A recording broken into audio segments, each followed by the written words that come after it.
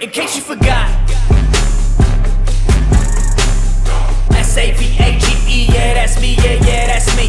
I got brain, I got pain, I keep moving like the sea. Hustle, won't stop till I'm king of the jungle. In case you forgot.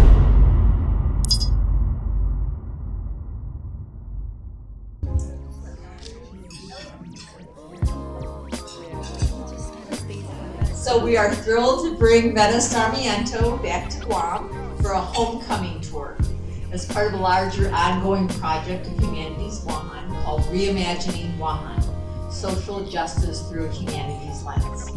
This initiative aims to critically engage with our richly diverse community, which you can see out here this evening, about the meaning of equality and democracy by exploring a range of important social justice issues: decolonization and self-determination, migration and belonging, racial justice, climate change and environmental sustainability, cultural resilience, increased militarization, and LGBTQ rights. To reimagine a Guåhan that is more just, inclusive, and sustainable.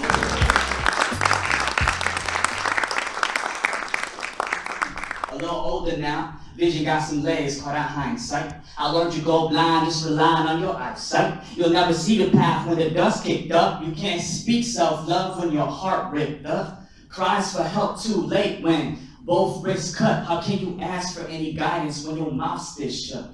I tell myself, even soldiers need a warm bed. Pain is like a fire, it can't eat if it's not fed.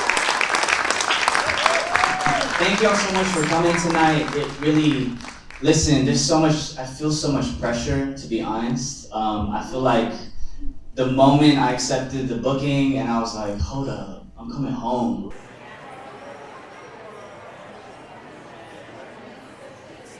Get on your feet.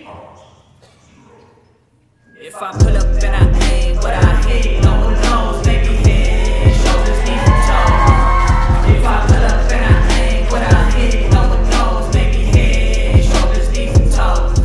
Straight island, headed up, NCA, I'm down, D12, never living, chatting, chilling, been around, past my debut, Paris, France, Asian vibe, all these spots that I've been to, Pacific roots inside my bag, where I go, man, y'all go too. Remember the days my homies and me, riding around the out the street, bullets and chops and watching space, telling the story, blood on the chain, offering the status and letting me race, all the time burning inside my slate, on my farm, I got some taste, came out the island but left my base, touch the sky, I'm getting hurry up, if they kill me, hold on, where the trophies go, yeah, burn my bones and celebrate, days that have to love, they want to smoke some different something, bro, make some noise, to the question no more, we keep coming for more,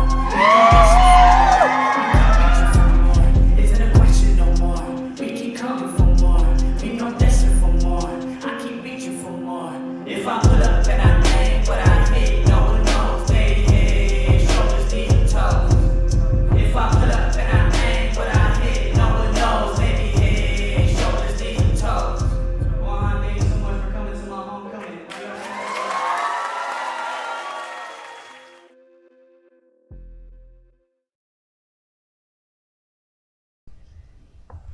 We may have planted our seeds, but we do not know or own the soil.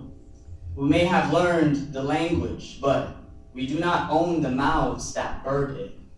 And if we believe in this island spirit, in the depth of the word home, then we should learn to step aside and let the navigators choose what wind fills the sail next. I got rejected by Netflix, could have been my big shot. Forgot what I was blessed with, lost in my dark thoughts, swimming in the self-doubt. Late nights and cheap scotch, thought about my worth and I remembered why I slipped knots.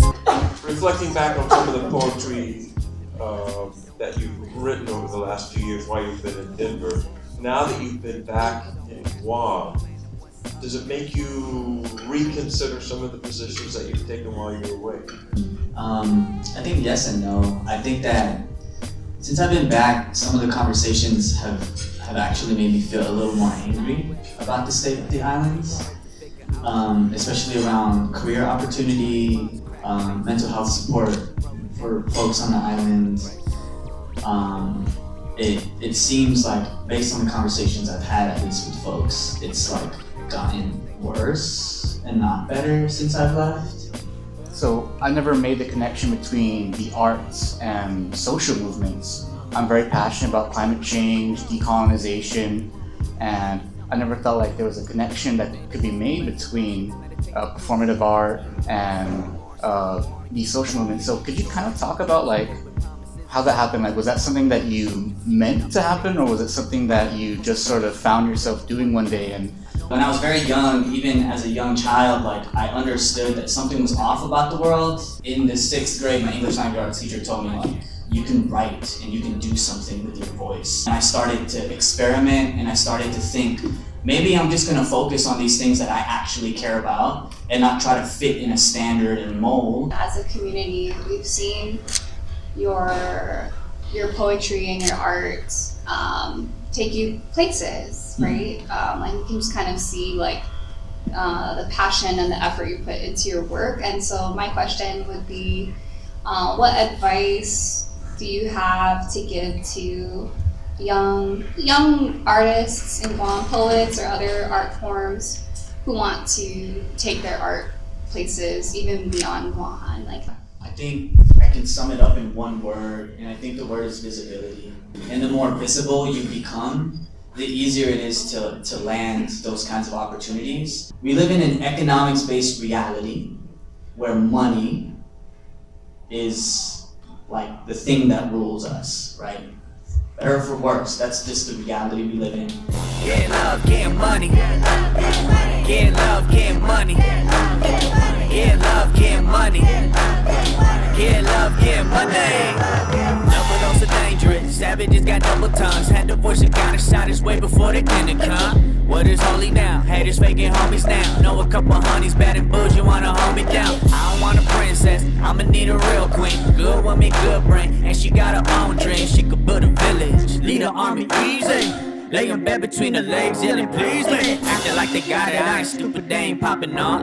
Nozzle down, they throw who's gassing him on top of them off. Your stories bore me, you phony, we different catalogs. Everything I've written is scripted from godly dialogues. I was trapping for you, even knew what trapping was. Buried every enemy like toys on my Captain Crunch. Build a brand, you ain't even built the skill set. King inside the jungle, you ain't even made a kill yet. Keep going, watch it grow. Are there anyone here who feels like they got great parents and they're grateful for their parents? Yeah? This one's dedicated to my parents. They're here tonight, so this one's really special. It's called Work Too Hard. My parents worked so hard, they'd laugh in your face if you called them poor. My parents didn't have a car growing up. They walked around so much they can pick things up with their toes now. They're Filipinos, you know. They've gone the distance. They give directions like this. Yeah, look toward the dirt road. When you see the coconut tree, you know the trash can. You take left. They used to tend the fields.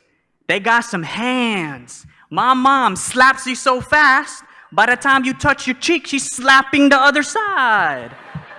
My dad, strong, silent type, only talked when he told mom, get the belt. My parents worked so hard to escape poverty. They cherished all the little things. Maybe I only got gifts twice a year. Once on my birthday, once on Christmas. But every Sunday we unwrapped towels and spent time at the beach. We ate dinner together every night. We talked about how our days went. My parents worked too hard for us to become strangers.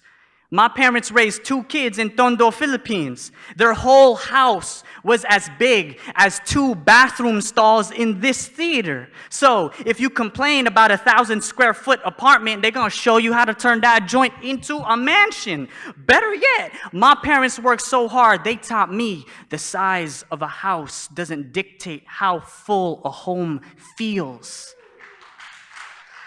My parents worked so hard, they survived 3 super typhoons, Omar, Paka, Mawar.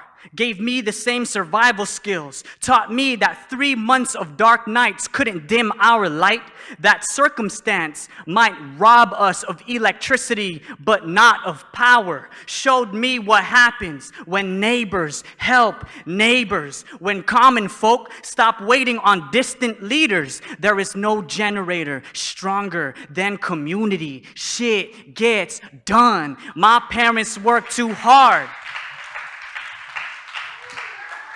My parents worked too hard to wait on a Superman that would never come. Taught me save myself, take ownership of my decisions, understand when the game being played was using me as a pawn. Told me find a good queen. My parents worked too hard to pretend like their baby boy don't deserve a fucking crown. Told me no mountain bows before the wind, so become one so big I'd fill up the Marianas Trench if someone ever turned me upside down. My parents went from treading flood water and wringing meals from a dry paycheck to finally having enough stability to hold their children up. My parents worked so hard, they had no time to be perfect.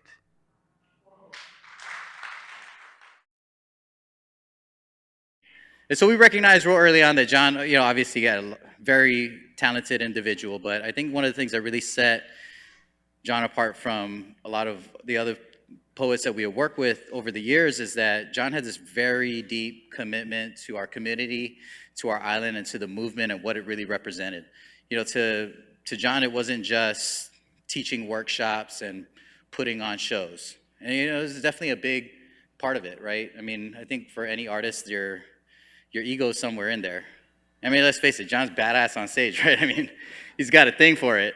And so, of course, providing a platform for poets like John to perform and to, showcase his skill and talent was critical. But, we recognized very early that John was always very committed to giving back and to, ensuring that other people had access to the same kind of opportunities that he had. And you can probably tell from the bits and pieces of his history that show in his work that, there's a very clear reason why he appreciates these opportunities.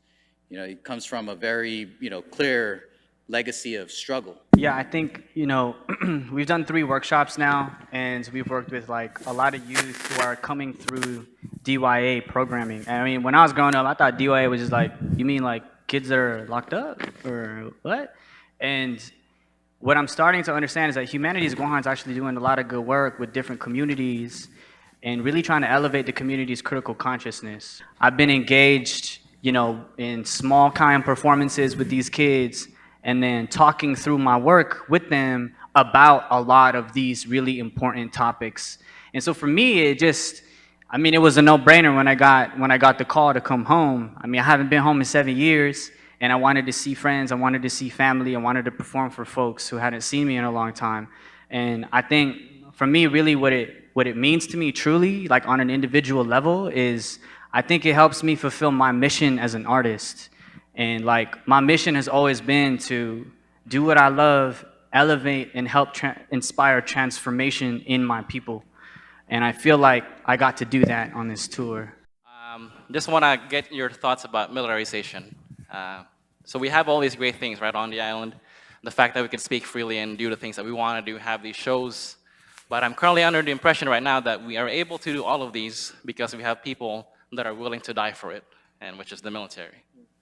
Now, I just want to kind of understand your perspective is what is currently your take on militarization? Because currently it is what allows us the freedoms to have these shows, have these conversations about gender identity, our politics, personal as political. We cannot have this structure that we have, this political structures that we currently have, if we do not have men willing to die in the dirt and sleep or don't sleep in the dirt. We don't have people willing to get shot at. We cannot have all these freedoms. And I just want to kind of understand what is your current perspective on that. That discussion can't be held in 2 minutes, first and foremost. Yeah? Let's just agree to that part. It's an extremely complex geopolitics and the current state of the world. We're not going to be able to hash that shit out right here, right? Second, my personal stance on it is, I would respond, bro, to that question with this question. Can you imagine a place where we didn't have to go die for all of this? Can you? Can you physically, as a human being, envision a world where I do not have to send my son to the Middle East to take a bullet for a president I can't vote for? Can you actually ask yourself that question and envision something? And if the answer is no, then we're not gonna get anywhere in a conversation, right? Because you already got this wall up. You're taking the stance of what we call a defeatist, right? Somebody who has already accepted the current political realities and is refusing to even explore the other possibilities. Now, I think what you're trying to get at is, can you give me what the possibilities look like, right? I think that's what you're really digging at, is from your personal stance, can you give me a version of political reality that we won't have to go die for shit, right? My answer for you, bro, is, bro, I'm not an economics expert. I'm not a geopolitics expert. I'm a fucking poet, right? My job is to dream and probe questions. That's my job.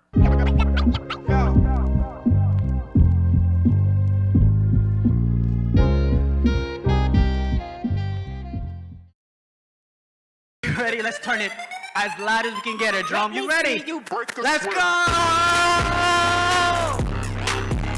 Y'all not two-stepping. It's so easy like this. See you break it, sweat, sweat, sweat, sweat, sweat, sweat, sweat. Let me see you, you're the star. All right. Dancing now like all night. All right. Dancing all night. Move on the floor, I came to the door, like boss to the court, I floss to the mud, like everybody got their issues. Make sure that bullshit mix you. Let's stick a feeling down over what we don't got. Now my people getting higher than an astronaut. We're gonna rock all night, we're gonna dance a lot. Cause they wanna fuck the world up in a parking lot. What? Get up, they wanna kill us anyway. Why? We ain't fucking slaves, we renegades. I'd rather dig a grave than hesitate. Why? Otherwise, don't wanna elevate.